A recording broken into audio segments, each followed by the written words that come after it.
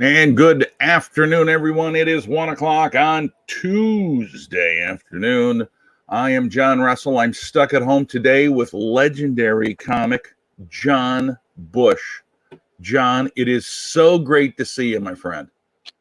Good to see you, John. I've been enjoying watching these, and it's been really good to have something like this. I was caught your one with Michael Thorne, which was really fun. So thanks for having me. Absolutely. So now, for those of you who don't know John Bush, and if you're watching this, I can't believe that you don't already know. John Bush has been a fixture in the Minneapolis comedy scene. He was big in New York, in the New York comedy scene for many, many years. I can't tell you because I don't want to insult his age. How many decades you've been in comedy. It's amazing. And you now are making your home in my hometown, Des Moines, Iowa. Yeah, it's incredible. I love it, and I was way ahead of the game coming here. Like I came here in 2002 doing the play Triple Espresso out of New York, and I came here. Hi, Tiffany Norton. Yay. And it was so funny because I was doing the play here for a long time. Then I decided to stay here, and it's like my friends would come and play the funny bone. They're like, why the hell aren't you back in New York? And I'd be like, I don't, I number one, I couldn't afford to be, but now with how crazy it's gotten out there, now my friends come through and they're like, how is it really good to live in Des Moines? Do you really like Des Moines? And it's changed. They used to think I was out of my mind, but now I feel like the smart one. So, well, Des Moines is a great place to live, isn't it? I do love it, and when you think about it as it's such a crossroads, Minneapolis is 4 hours north, Chicago's 5 hours east, Omaha is just 2 hours west, and Kansas City, St. Louis. It's like, it's a really, really cool place for traveling for comedy. So absolutely. And my house is right off the freeway, man, like a block off the freeway. So when I get back into town, it's like boom, I'm there. Oh wow, so it's nice. Which 235? Are you down? I don't need to know your address. Sorry, if you know the Roosevelt neighborhood. Oh, okay, yeah. 42nd Street. Yeah. Oh, very nice. That's awesome. Right by the old Playhouse, Des Moines Playhouse. Oh my gosh, yeah. Oh wow, perfect. Good spot. So let's talk a little bit about what's going on now. You're in a state that never shut down in Iowa. Right. How are you and your wife handling the pandemic? I know this from people that I know in Iowa. A lot of people are doing the stay-at-home business on their own. Yeah, we are. Barbie, my wife, is in the salon business, and she's going to be. We don't know when she's going to be back at work, but it's been really interesting actually listening to her and her kind of her Zoom meetings she has with her business and about how they're going to go about reopening when they do. It's been really fascinating watching that and just all the things they have to consider. And so we've been together a lot, and we're doing really well. Like we found out we quarantined well together. And so that's really cool. No, we get along good. And, the thing about my wife is she always was glad that I was headed out of town anyway with my stand-up. And she'd be like, yeah, see you. And she gets the place to herself. And it was funny because she said to me one time, she said, John, you have to tell me what state you're in when you're going traveling. She goes, I'm not worried about it, but my girls at work, they'll say, where's John? And I don't know if I should I don't know what to tell them because I'd never asked where you're going. She goes, and they think there's something wrong with me that I don't know. So you got to tell me, are you in North Dakota? Are you in Nebraska? So, perfect. So now I always am like, I'll send her a text, Wisconsin, North Dakota. Absolutely. Hi, Peggy Miller. Hi, Julie Bain. Good to see all of you. Thanks for looking in. Yeah. So, John, before all the wheels fell off, do you remember the last show that you did? Oh, yeah. So there's a guy in Des Moines that I bring out with me a good amount named Matt Jacobson. He's a really funny comedian. Matthew Jacobson out of Des Moines. And we had this gig where I did Bay Mills Casino. That's up at Sault Ste. Marie. Yeah, it's like a 13-hour drive. And I've done this one. I've done this show for years. And it's one of these ones where they put you up the night before. So you leave a day early. You get there that night. They give you a lot of credit for meals and drinks. And then the next night you do the show. And this is up in the UP. This is March 12, 13, So it was like they're really look, usually that room, I feel like 250 people are there every time. And this time it was like 80 people and they were spread out. And And then the next morning they shut the buffet down. And I said, well, that's a sign, you know, when they shut down the buffet. But it was weird, man, because I seemed to go up there all the time during March Madness and kind of that little time leading up to March Madness. And it was crazy that I just remember that there was no sports to watch. I'm like, what? This is crazy. And then the next night we were in Washburn County. I feel like Washburn County, Wisconsin, on a one-nighter that I found.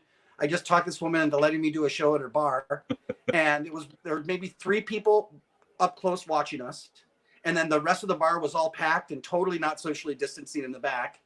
And I just remember it was really beautiful.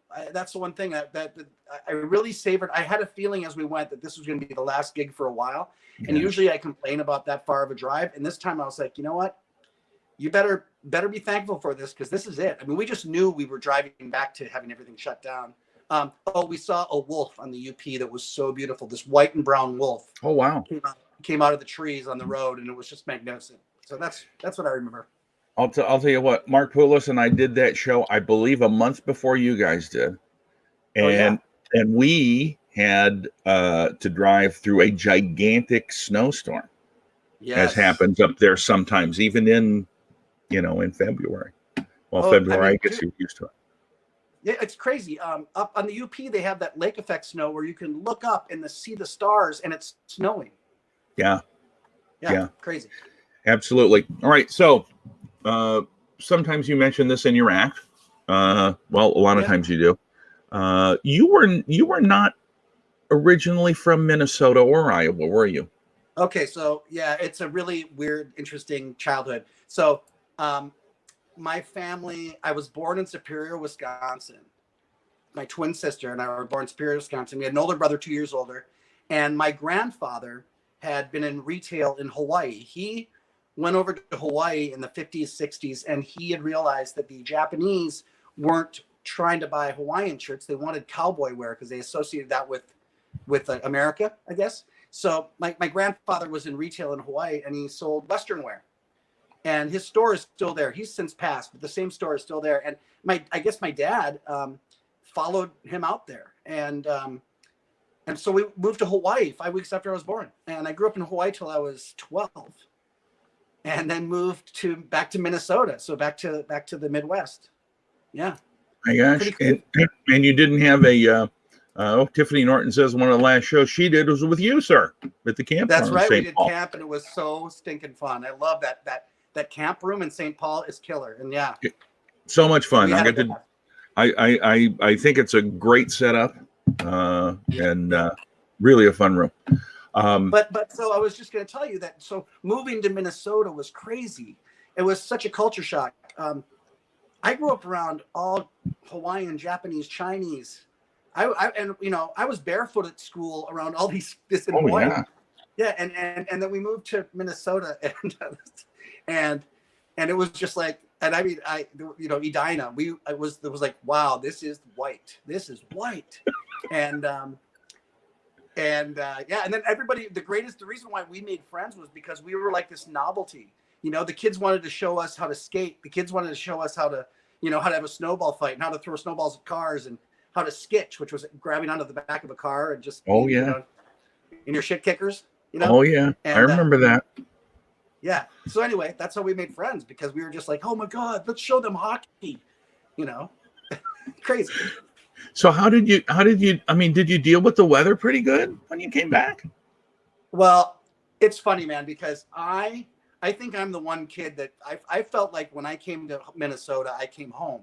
I had taken a trip from Hawaii about a year before we moved back to Minnesota. I had taken a trip to Wisconsin. Like I went into Wisconsin and I discovered cheese. In Hawaii, cheese was way too expensive, so I never had cheese. And all of a sudden I was like, cheese. And I came back like, because I was like, there's cheese. So cheese is like, to this day, I have a cheese thing. But yeah, I loved it. Like, I feel like I came home. My brother and sister, they were different in how they adjusted that. My brother's a surfer. He still is a surfer. He still goes out to Hawaii every summer almost and surfs. Oh, wow. So it wasn't as easy for them. I was like, yes, cheese and snow. Gosh, that's perfect. So I'm just curious, but and this is one of the cool things that I get to about doing this, because like I've got to work with you several times, but we don't ever get to sit down and talk like this. I'm curious, what does your twin sister do for a living? Oh, my twin sister owns a vintage clothing store in St. Paul that she's had for, I think, 25 years or more Oh, now. wow. In St. Paul, called Lula Vintage Clothing. She is Lula. Her name is Haley. And that's over in that Selby Snelling neighborhood. That's by O'Gara's and all that. Oh, yeah. That's Oh, my gosh. sister. She is Lula of Lula Vintage Clothing. Very interesting. Very But interesting. you know what's funny is my sister was one of the last people in my career that I went to as a resource to help me finish jokes. And she's the first person I should have been doing that.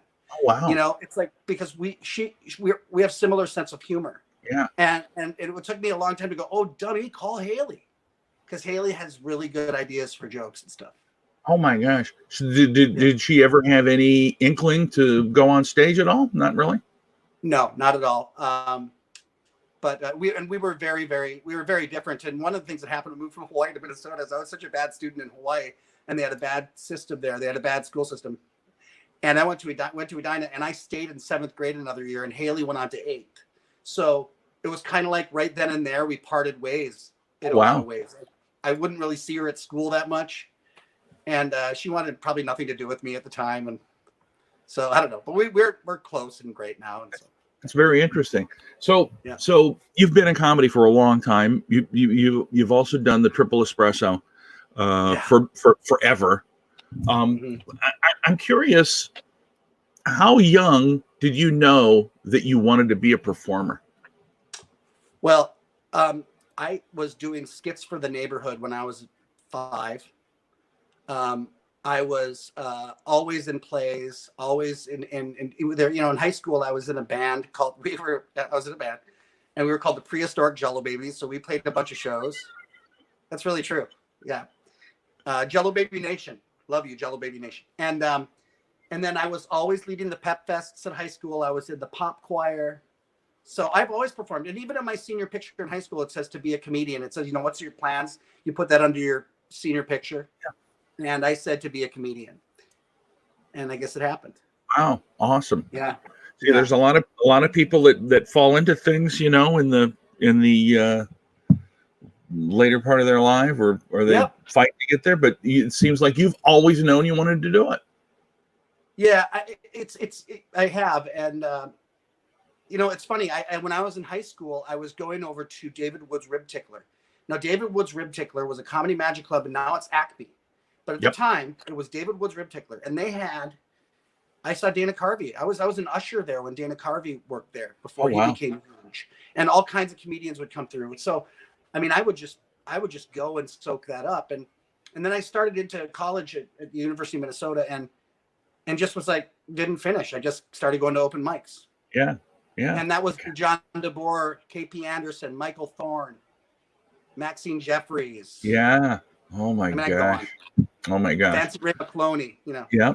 Fancy Ray just had his first album drop. Did you see that? Awesome.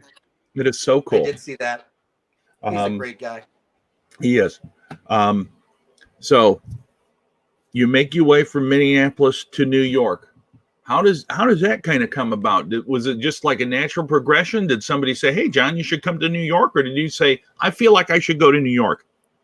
What happened is HBO had a comedy festival in Aspen, Colorado, and they had a new faces category, and they came to see audition people at the Acme, and I got it, and I went to the Aspen Comedy Festival, and Lucian Hold, who would end up managing me in New York. Lucian was managed a comedy club in New York City called the Comic Strip, and he also represented talent. And he came up to me and he was like, "Well, I think you're very funny and you should move to New York, and I will let you be on stage in my club 4 times a week."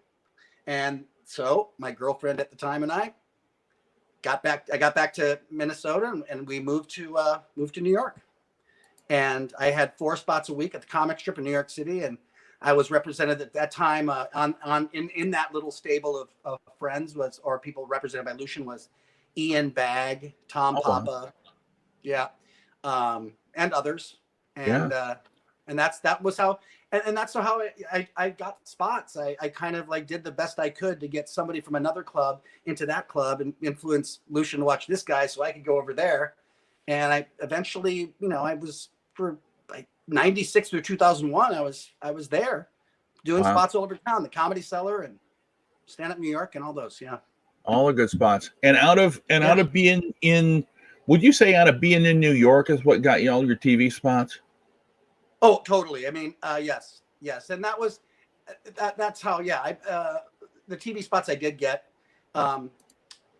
were all from New York. And then me going out to LA every once in a while and auditioning there for a couple of things. And I did that. Louis Anderson had a show called Late Friday. I think it was an HBO. And that was this little where you'd have stand-up comics on there. And I did that and Premium Blend and a couple other things.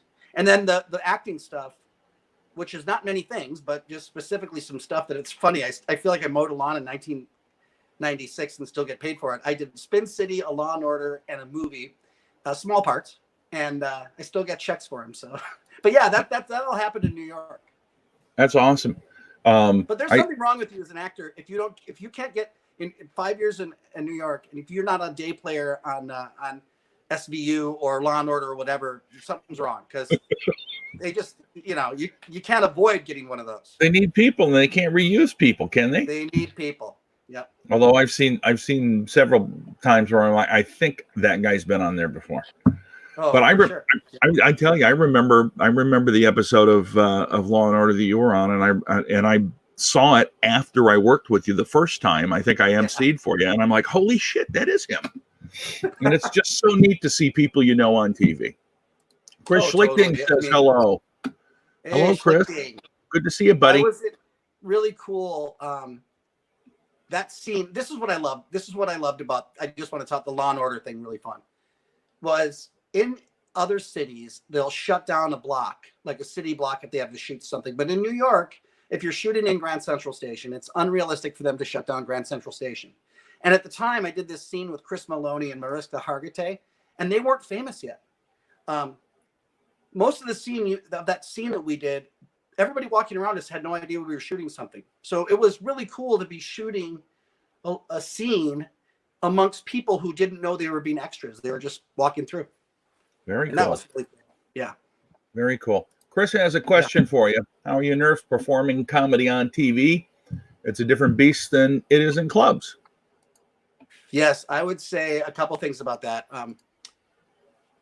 Okay, so first of all, I would say I try to tell young comedians that they should really care about time, because if they ever get on TV, time is everything, especially live. I did Gotham Comedy Live in 2015, and you really have to have a sense of time for that, because they want you to hit the mark, because they have to end. They have a hard out, and so that's why I think, sometimes comedians, they don't think time is important because maybe somebody running the show is being a prick or who cares, man, go a couple extra minutes. But I'm like, no, you need to be ready for TV.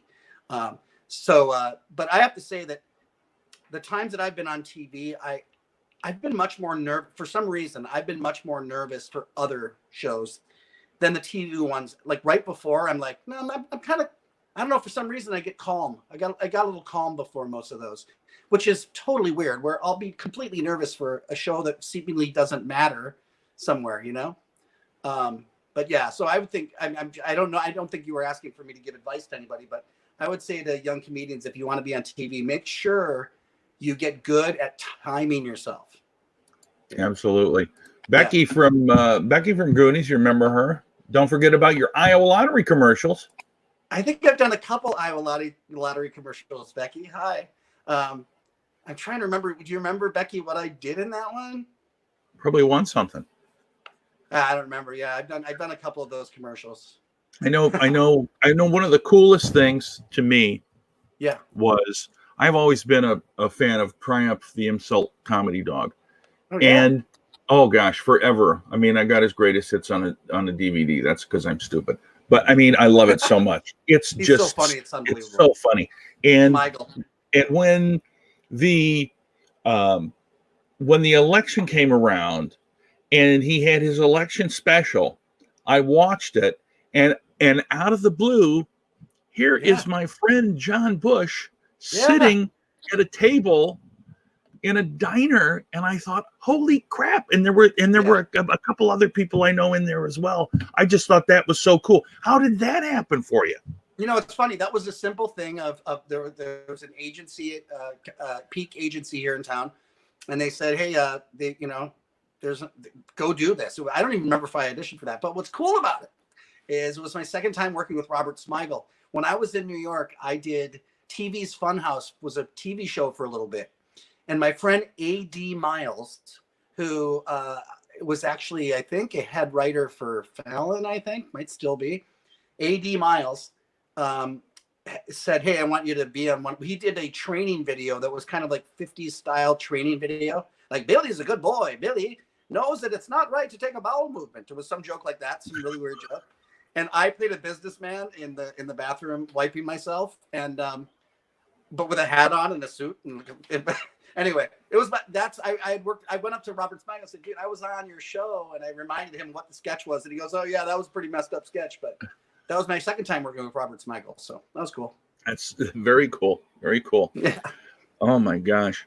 So and this is something that I don't think I ever got to ask you. So how did you end up doing the Triple Espresso show? Because that's been kind of a fixture for God, how long? 20 years? 30? Yes. Well, it was okay. So here's the Triple Espresso story is Bill Arnold, Bob Stromberg, and Michael Beers Donnelly create this amazing show based on their careers, based on their own acts.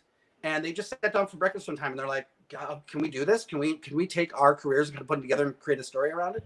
And then they ran into the thing of can we teach other performers to do this show? I had been in New York, and I remember I called my friend. My friend Scott Thorpe called me and said, "Hey Bush, I hear that they're auditioning people for Triple Espresso. Do you want to audition for that?" And at the time, I kind of felt like I was creatively plateauing, and I needed something. I kind of felt like I had gotten a lot of no's, where I feel like I had at the time felt like, God, the industry keeps on saying no to me. I need a big yes. And I went, well, I'll call Bill. So I called Bill Arnold and said, hey, Bill, and he's one of the creators and writers of the show. I called him up and I said, hey, I hear you guys are doing this show and you auditioning. And he goes, well, do you have any vaudevillian skills? And I said, no. And I don't remember if he hung up on me, but it felt like he did. And I went, well, screw that, whatever. So a couple years later or a year later, I was at Knuckleheads Comedy Club in the Mall of America. And this guy, this bookish looking dude, named Bill Partland, who was the director of Triple Espresso, came up after the show, said, you're wonderful. We want you to do the show. We want you to audition. And I was like, yeah, okay. And then, and so he said, come see it in Connecticut. You live in New York. Come see it in Connecticut. And I said, yeah, I'll be there, dude, for sure. And then I never showed up because I was still kind of like, screw you guys and your vaudevillian skills, and then again, I feel like once again, Bill Partland, when I was back in the Twin Cities performing somewhere, came to the show and said, please come and audition. And so actually come and watch the show and see if you want to do it. Well, I watched the show and I was like, oh, this is amazing. I would love to be able to do this. And by the way, the guy who created my role, the Bobby role, the role that I play, is such an incredible performer that you don't think he's doing anything hard. Wow. And I was like, oh, I'll play that role. That's a piece of cake. And I found out when I did get the role, I auditioned and got it, that it was the furthest thing for a piece of cake. I mean, most people who train for this show want to quit halfway through training because it's shadow puppets. It's doing a sing along that you get wrong deliberately. It's like it's a beast. And wow. Yeah, but it's funny. I thought when I lived in New York that I was funny and therefore ready to be a talk show host if I could be a talk show host, or really funny and ready to be on SNL because of that, or really funny and ready to do this and that. And Triple Espresso taught me that I wasn't ready for anything until I went through that and learned how to share comedy on stage with, that was the first thing. As a comedian, there's somebody else up there and I'm supposed to share with them. Yeah. And learning to do that has taught me so many comedy lessons. I was thinking about one the other day. Sorry, but there was a joke in Triple Espresso. You have to remember that material's not mine. The material right. is the author's. And there was a joke that wasn't working. And the director, we have notes after the show, and the director said to me, John, what's happening there? You don't seem to connect there. And a lot of the guys get a laugh when they do that line, and you're not. And I said, well, it's a stupid joke. And he's like, no, because I just don't think you're trusting it. I think if you trusted it, you'd find it's a wonderful joke, and then you'll fall in love with that moment. And that's been something that I've tried to carry into my own act. Look, either do the joke or not, but don't do it if you hate it. But try to treat it with the same love you do the bits that you like. Try to give it that love, and all of a sudden, 3 shows later, you're like, that's a good bit, Yeah, that's one of the cool things. There's Mike Fink. Good afternoon, sir. Good to see you. Hey, Mike. That's one of the cool things about you, John, is that you are always trying to help younger comics. And by younger, I don't mean just age, but you were very helpful to me in a couple of things, because you told me on a couple occasions, is if you're going to do that, you got to commit to it. And you know what? It's 100% true. And in fact, you said you're not doing it enough. And I can't remember what it was. Right. At this point, because I don't think I do it anymore, not because it wasn't good. It's just because I'm doing other stuff. But yeah. And you do that with everybody that you work with. I think that's universally. Anybody that I know that's worked with you has praise for you simply because you pay attention to what they're doing, and you do have constructive advice for them after the show. Well, it meant a lot to me when people, did that with me. We get there's a lot of snarkiness in this business, and a lot of follow that fucker. There's a lot of that in this business. I remember a certain comedy club owner in the Twin Cities, in his own club that had his own name on the club, went up before me one night and came off stage, and I was next to him. He goes, "Follow that, boo." And I was like, well, I should hope you'd want me to, because I'm in your club. and you hired me. Oh my God. Oh my God. So John, are you in this COVID time? Have you done any of these virtual open mics, or have you even thought about? I did Spencer Dobson's, and I loved it. Oh yeah. I think it's fun, and I like the format. And I like using the lens when I want to stress something, because I was talking like my mom. So my mom is elderly, and she had to go into assisted living because of her husband's needs, because he's in assisted living during the COVID crisis. And so it was a really scary thing trying to get her in there corona free and not like infecting the whole old folks home, right? And my mom. And I'm all stressed. I'm trying to get the movers all organized and get her a bunch of boxes and help her do this and give her 6 feet of distance, because I don't want to infect her if I have it. And then my mom's like, well, John, I want the puzzle to be moved. You have to move the puzzle. It's halfway done. And I don't want to break it up, because so she wanted me to take the puzzle down in a way. And I was telling my friend about this when we were having a Zoom call, and I was able to use the lens because it brought out my inner Jack Nicholson, who I'm like, you know what, Mom? Fuck your fucking puzzle, okay? Nobody gives a shit about your goddamn puzzle, So I do like this format, because I get to do shit like that. That's one of the cool things, though, is this is hard as this is for people to not be out and doing things. It does sort of make us learn how to do things a different way. Right. Am I the first person that has swore on this, by the way? No. Okay, no. Sorry about that. Don't worry. My mom usually gives a grade after the show anyway. And and the grade is either, he seems like a nice guy, or she seems like a nice woman. That's it. You're either nice or you're not. And that's how the ratings work. About that, and I just realized that I swore. Oh, no, that's okay. You can do that. Chris Schlichting says, one of the first comics that made you want to be better off stage as well, if that makes sense. It absolutely makes sense. Chris Schlichting. That Chris Schlichting is a heck of a guy. In fact, he'll be on with me on Friday. We do a laugh so hard. Oh God, yeah. I've known his name for so long, John, and I finally got to work with him. One of the last shows that I did, down in Prairie du Chien, and Chris Schuchting is a great guy. Fabulous. All right, so let me ask you: you've in the years and years that you've done comedy, you've got to have had a hell gig or two. Do you remember like the one that's most memorable, or maybe it might be a couple, because sometimes people are like, oh my God. Couple stories. Yeah.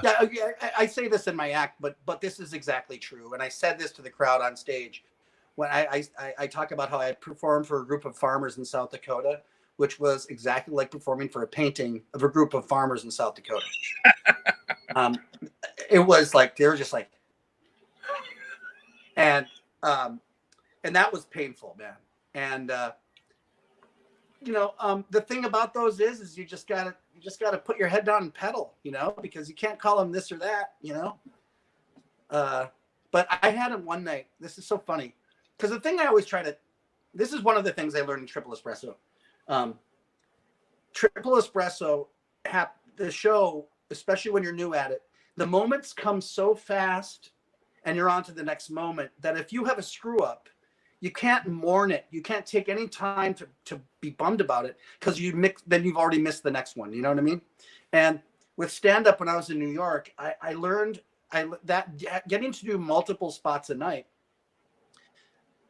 taught me to not measure myself by my last set, good or bad, because the next set has nothing to do with the last set. And I remember one night I went up at stand-up New York, and I had come from across, directly across town was a comic strip, and I got in a cab with another comedian, because we both had spots at Stand Up New York. And then I went up at Stand Up New York, and all I can tell you is that within a minute, things went so badly during my set, so badly.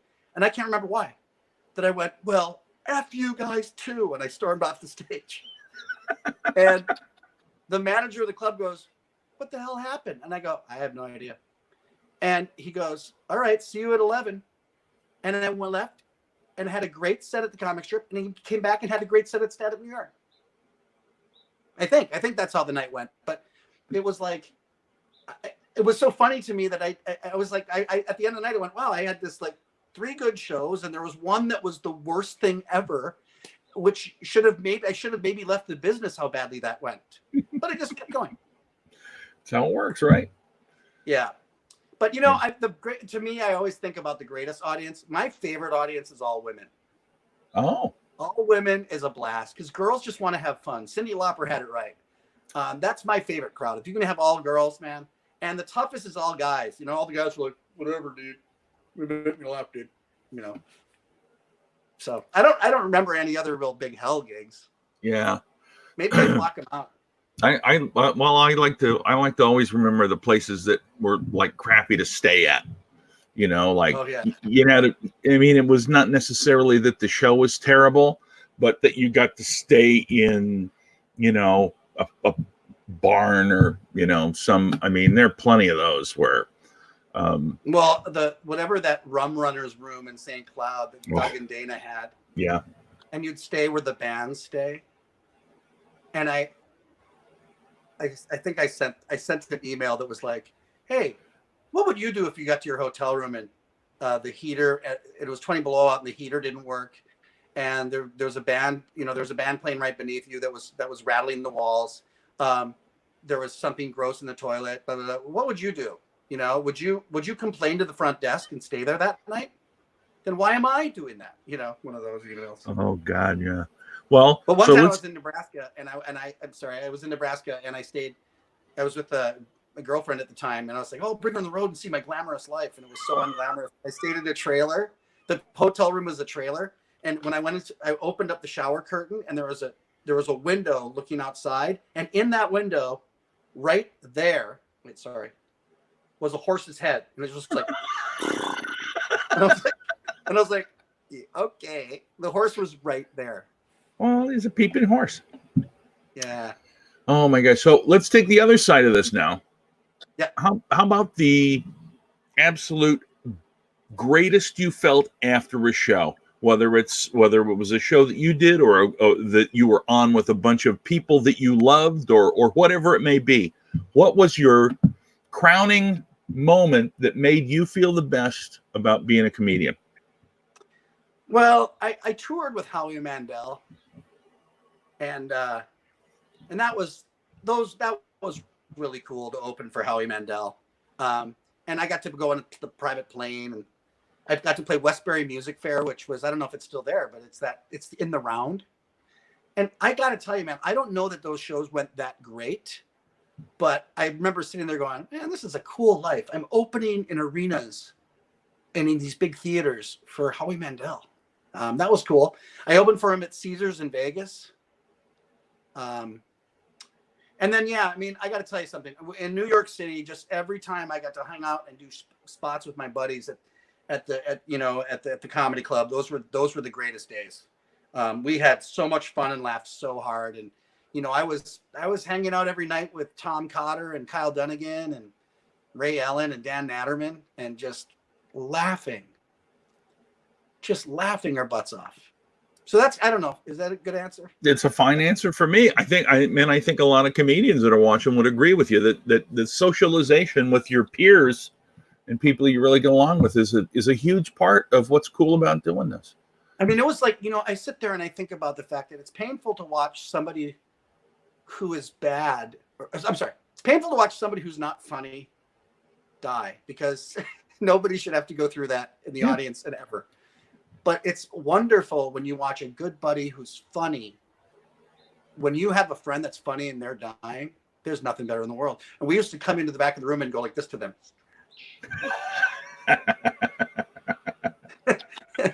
Oh gosh. Tiffany has a question. How are you going to celebrate Cinco de Mayo today, John? Barbie and I will be having a Zoom party or whatever party with a few friends of ours, and we have tequila, and we've already there's a place in town that has unbelievable carnitas, so we loaded up yesterday, and we'll have that tonight, and lots of shots of tequila. Very cool. I think I'm going to go over to Taco Bell and get a couple of things off the dollar menu. There you go, my friend. Because I'm fancy that way. Oh my gosh, I was going to ask you something else now. Oh, you mentioned Kyle Dunnigan, and I don't know if you're ready to you've been working on stuff during this time off from the pandemic, and you've been working with Kyle on some stuff, right? I've been collaborating with Kyle since really off and on since our New York days. So sometimes I help him with his Instagram videos. If I'm tagged in there, I had some little contribution. And then, we're working on something that will be a podcast, Patreon show. Some of it Patreon, some of it pay, some of it not. We've been working pretty hard on that. One of the things we do is I interview his characters while he's doing his facial replacement cool thing, his deep fake thing. I've interviewed Bill Maher, I've interviewed Jack Nicholson, I've interviewed Ray Liotta, Sylvester Stallone. So those are going to be coming out. Very cool. I love working with Kyle. Kyle and I mean, literally, I can't stand when I'm listening to a podcast or I'm listening to something and somebody comes on and goes, "Oh, I'm laughing so hard I had to pull over." Were you laughing so hard you had to pull over? But yesterday, Kyle and I were working on a bit, and I did have to pull over because I was crying, dying, laughing so hard. So those are the ones where we go, this is going to be hilarious, because even if it isn't to the rest of the world, we're going to be having so much fun making this one because we just can't stop laughing at it. One of those where you're about to go to sleep and you think of it and you can't sleep. Ugh. Anyway. And I love working with that guy. But that's the best part of it too, though. The absolute best part is having the fun doing it. Well, I mean, here's the thing. Isn't it true, John? I mean, one of the things I always have to remind myself is how fascinated people who aren't comedians, not all of them, but a lot of people are fascinated with what we get to do. And they're like, what was bombing like? Or did you ever do this or that? Or, people are fascinated by stand-up comedy, and we get to be in this world where, we get to be around these cool people that do this. And it's fascinating. I mean, I find it really fascinating, and my brain is a catalog of my favorite friends' jokes. I was thinking about Buddy Bolton the other day. Buddy Bolton always makes me, he had jokes that always cracked me up. What was one of them? He goes, Viagra is really sad because what were once these nice old men now are like, who's your great granddaddy? I mean, that's a joke. That's my friend Buddy Bolton's joke. And that's like in there to give me joy. Absolutely. You know? Absolutely.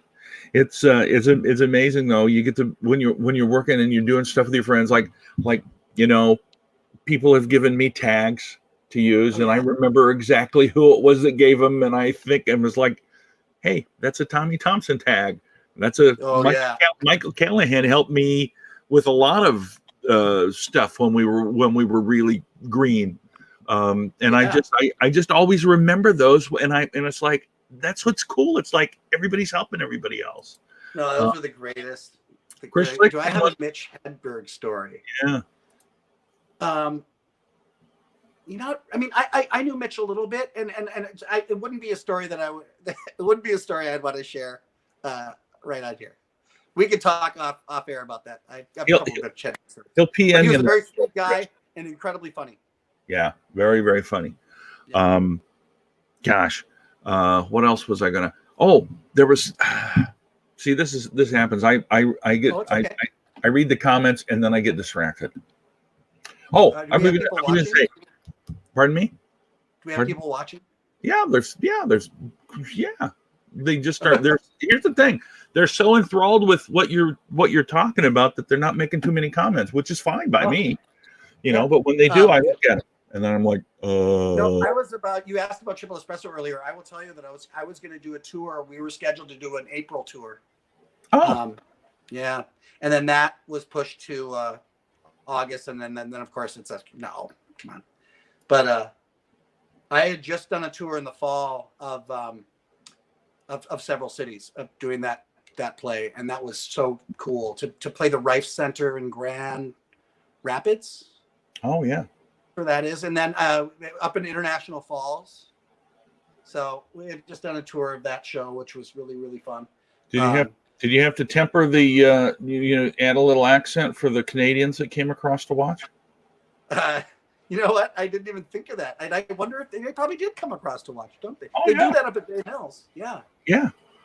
Yeah. It's funny. Some of those casinos along there in International Falls and there's a casino up in Grand Portage that was more than half Canadian because it's closer to Thunder Bay than it is to Duluth. Wow. Yeah. And they said, another recent room I played was that Duluth room. Oh, the Dubliner. Yeah, the Dublin. Yeah. Yeah. Yeah. That's all a red room, and then the second show though, the bar fills up and it gets loud. You know what? This is the honest truth. Every time that I've worked at that Dublin pub, I always have a good time, and I've never been able to watch the other comedian I work with because there's never any room. Every time I've been there, it's been sold out. Yeah. And I mean, the beginning and the end. Chris Schlichting says there's 13,000 people watching us, which I think seems right. That's awesome, dude. Seems right. That'll be my biggest show ever for sure. 13,000? No, you've done that. You've done more than that, haven't you? Yeah, right. Oh my gosh. So, and I'll just throw it out. Anybody, if you've got any questions for John, whether it's comedy, whether it's personal, whether it's, we don't want to be negative on the show. So let's not do that. I don't want to. Was anybody doing that? Nobody's negative, but I'm heading it off. You're letting them know. I'm heading it off at the past because someday I'll be honest with you. I got a brother-in-law who, up until a certain point, would come on every time I did this and start bitching about how come you're not doing any Eisenhower jokes. What the and every once in a while because what we try to do is we try to make it so people can watch. We try to make it as and stick it out as many places as we can so whoever can watch. But so I had a guy on yesterday go, "Can I play?" No, you can't play, and I'll block you. Thank you.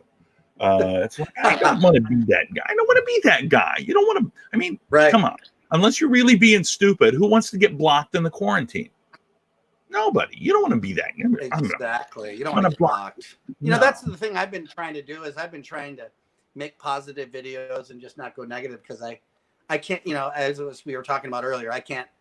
It doesn't do me any good to be angry or, I try not to watch the news too much anyway because I just want good news, man. Yeah. I just need a little good news, And what's good news for me is that time where you're on Facebook or something, and then all of a sudden, like some band like the Doobie Brothers do Black Water, and they play it as a Zoom video, and I'm like, yes, That was so cool. and yeah. I mean, I want to see the goodness in everybody. I'm being cheesy, but I need that. I need that positivity. So absolutely. I try to avoid all the and I was going to say that's one of the things that you've done on occasion during this is you'll go out into the woods and do a little short video. Yeah, and they're awesome. Yeah.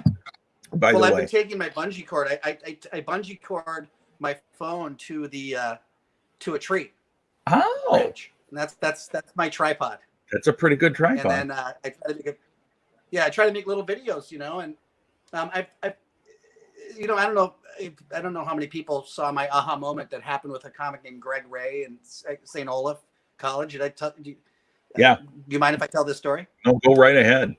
So this was a story with I was opening for a comedian named Greg Ray, and it was St. Olaf. There was a chapel there that we performed at, and before the show, the girl who brought us there, and I was the opener, and Greg Ray was the headliner, and the girl who brought us there, who hired us, was some college kid on a committee, and she's like, just to let you know, the guys from Carleton College have been streaking, and they might streak and crash this event streaking. And we were like, what are you talking about? And they go, yeah, they just have like paper bags in their heads, and they just always go to these events, and they'll just like come into the middle of the event and they'll run through. And so Greg Ray and I just kind of collected that information, saying, okay, well, I guess that could happen, right? So I do my show, and this was just one of these moments where I was like, oh, wow, that's an option? That's amazing. So in the middle of Greg Ray's act, and Greg's style is to be he would like speak very slowly, and he would pause between saying things. And I don't know what the joke was, but he said, let's just say it was this. He goes, I just got myself a dog. Just then, the back of the chapel, here come the jogging, streaking dudes, kind of slow jog, and they have the bags in their heads, otherwise completely naked, and they come single file down the middle of the chapel, cross in front of the stage, up onto the stage stairs, back behind Greg. Greg's not saying a word. Greg hasn't said anything. Behind Greg, and now out the side doors of the chapel. And Greg, when the last kids go out, when the last streakers leave and the doors close and it's silent for a second, Greg goes, and the dog I got was a German Shepherd. And he continued, and the place went nuts. The place gave him a standing O. The idea that he didn't give them any energy, that he never addressed it, was exactly what those kids, they were so sick of it. They were so sick of these dumb guys with their stupid whatevers running down the thing and out the door. And I sat there in the back going, so wait a minute, you can do nothing? You actually, he did everything by doing nothing. Yeah. And so I had just told that story recently on a video, but that was one of those moments for me of like, oh, wow. So and when cool. I've told that story many times and I didn't remember the guy's name, Greg Ray, and I got a hold of Thorne. I said, who would this be? Who would this be? And finally Thorne, a couple days later, goes, I think that's Greg Ray. And I got a hold of Greg and I friended him on Facebook. And so all hail Greg Ray in that moment. Gosh, so awesome. Here's another question from Chris. You're a runner and a fan of sports. Did you play anything growing up? I didn't. I tried. I tried basketball, and I was not good at it. So soccer. In Hawaii, we played soccer, and I played a little soccer growing up too. And I loved soccer. I was never particularly great at it, but I need to get running again. I've been walking a lot lately. I do love running. I mean, running is when I get into a groove and I'm really exercising, running. I would say jogging. I'm more of a jogger, but I do love running. Well, you've done marathons, yes? Couple marathons. Yeah, that's amazing. My last marathon, I got 3:58, so I got under the 4 hours. Wow. Yeah, that's great. And then for the next year, for the next year, I ran, and whenever I would run, I would have, I felt like my legs were sandbags. Mm. And the next year I did a relay with my friends and had some weird injury happen. And I don't know if, because here's the thing, I didn't train for that time. When you run in marathons, there's people who volunteer to run it for free. And all they have to do is they're really good at timing. So they'll hold these sticks that have the time that they're going to come in at. So it'll say 4:15. So if you've trained to come to do a run that you're going to come in, stick with that guy. That's how you do it, or gal. And they run. And halfway through the race, I realized I was ahead of the 4-hour guy. And now I had to try. But I had never trained that fast. Wow. So I think that I got an injury that year. I don't know for sure. But by the next October, I had a blood clot in my calf that went to my lung, pulmonary embolism. Oh my gosh! Even though there's no evidence to say that's why, when I look back in it, that's what it feels like it was. Anyway, I just thought I'd share that, you guys. It's nice and scary. Nice and scary. Pulmonary embolisms are pulmonary embolism, and they're kind of actually right now. They're finding in some of the corona people that really have it bad that's part of a risk of it. Ugh. Yeah. Terrible. Well, John, can you believe it's almost an hour? Yay, that was fun. I didn't mean to leave on a bad note like that. No, look, it's not a bad note. Don't worry, I'll make it worse. I typically do. I want to have you give your website and social media in case people who don't know of you, which would be able to follow you and find out more about what you're doing and that type of thing. Yeah, I mean, I'm on John Bush Comedian on Facebook, I believe. You'll see me there. If you go really far back, you'll find political stuff. Don't. Just keep up with the current stuff. I'm just trying to be positive and share positivity. And I've kind of found that once we do get up and running, I need to be better about kind of staying away from all that stuff, just so we can, be funnier and more enjoyable on Facebook. That's all what it is. One last question I want to ask. Instagram, John Bush Comedian. Okay. I believe. All right. John Bush Comedian. And then watch for me posting about my show with Kyle Dunnigan. Yeah, that'll be exciting. I want to ask you one last thing. Okay. During your show, sometimes you do a shadow puppet bit. Yes. Can you explain how you came up with that idea? Because it's so unique. Because it's Bob Stromberg created the shadow puppets for Triple Espresso.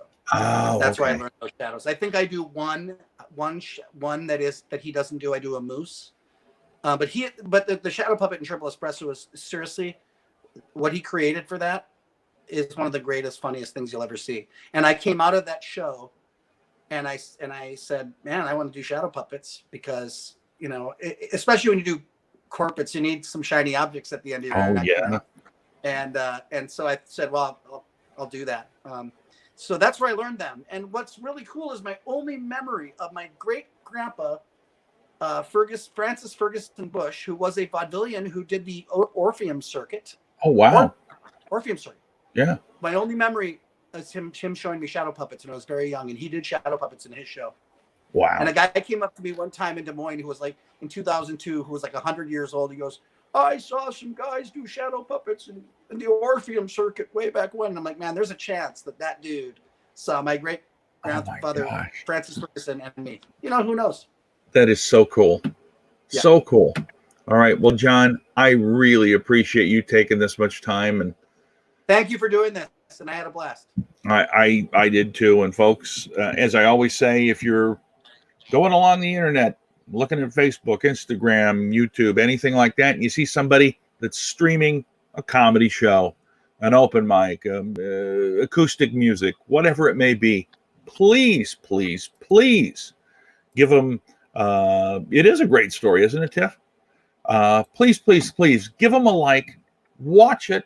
You don't have to watch the whole thing, but what I really want to encourage is all the people that are creative out there that are trying to connect with people right now. It's very, very important that you make them feel valued and make them feel like what they're doing is important, because it is. So please do that. And thanks to all of you that did tune in to watch. I appreciate it more than you know. Tomorrow we have a young comic from the Twin Cities. Aaron Isaacs will be on with me at 1 o'clock. And so I hope you'll tune in for that. John, thank you so much again for being with me. Thank you, John. Peace. All right, everybody. Bye-bye.